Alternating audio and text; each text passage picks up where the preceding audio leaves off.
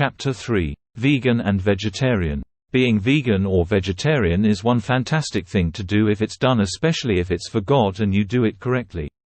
So, if you do not eat meat as a fast for God, or don't eat meat because it just feels so inhumane to consume one of God's creatures, this is a glorious thing that shows genuine faith, love and kindness.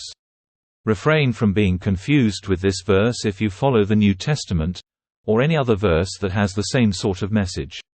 Romans 14:2, one man's faith allows him to eat everything, but another man, whose faith is weak, eats only vegetables.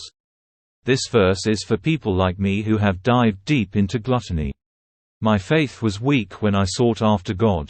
I planned diets to give up my unhealthy food habits and junk food and only eat a vegan or vegetarian diet to help heal and change my body to what God made it to be. Then I got back into a chicken, fish, and lamb mainly, or stuck with the vegan or vegetarian diet. Food was one of my comfort things that I would feel I needed to do when things got bad and I was sad. My body still has extra weight, but my mind doesn't. I ate extremely plain food till the true joy I used to get from eating was gone. My connection to food for happiness changed, and it made things so much easier to change after when I went back to eating more joyful meals. When I had lost this feeling and connection that food is happiness, then came a better, healthier diet, not only without meat but cooking it all from scratch with stuff I grew or foraged or fresh from the shops.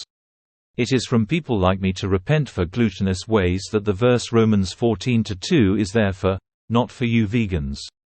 Anyone who chooses to give up meat for God or believes it is inhumane is a beautiful thing. Not the sign of a weak character, but instead the signs of a strong character. If you do not eat meat, don't be that out victimizing vegans. Voice your concerns when the time calls for it, sure, but don't force them on others. There are actually verses in the Bible that Warren uses about vegans and the trouble that surrounds how some are not for good, but to deceive with evil as truths in some cases and to stir up hate and division.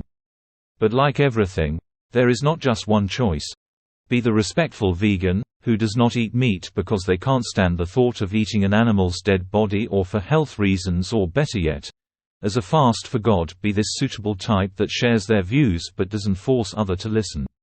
Here are some excellent vegan verses that I believe is meant for someone who chooses the higher path. 1 Timothy chapter 4 verse 3, men who forbid marriage and advocate abstaining from foods which God has created to be gratefully shared in by those who believe and know the truth. This is about the highest path.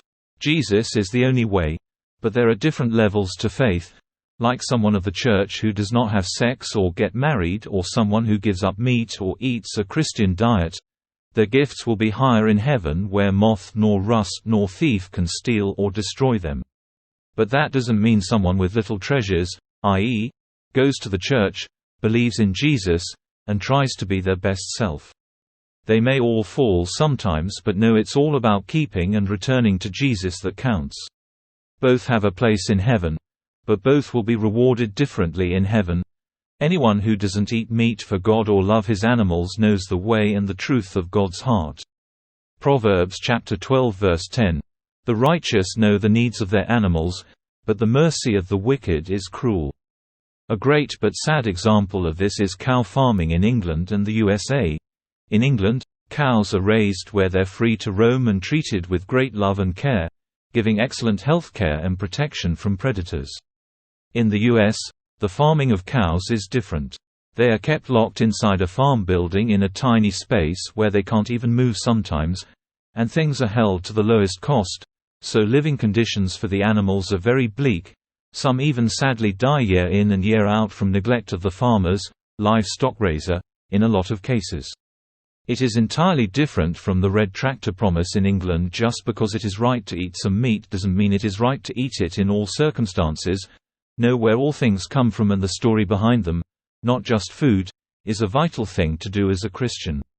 Luke chapter 12 verse 6, are not 5 sparrows sold for 2 pennies? Yet not one of them is forgotten in God's sight. This is about respecting our food and what we choose to eat and God's true undying love for all things. Most of us have lost touch with the fact in most cases, for a lot of people, something had to die so we could eat, and we don't even think on it.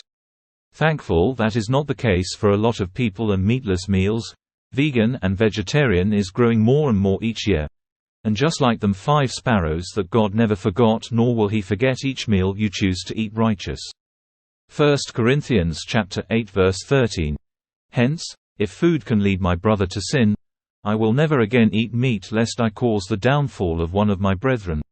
This is all about staying humble and keeping up with each other's strengths. Suppose someone is trying to give up meat. In that case, you should not eat meat around them and try to find new and different things to eat.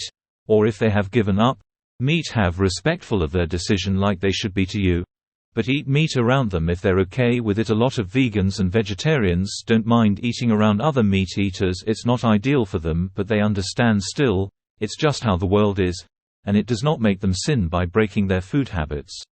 It's like the Knights Templar would always eat in pairs so that each person had their fair share, and to make sure they had eaten if it was not a day that they were fasting, keeping each other strong in their food habits.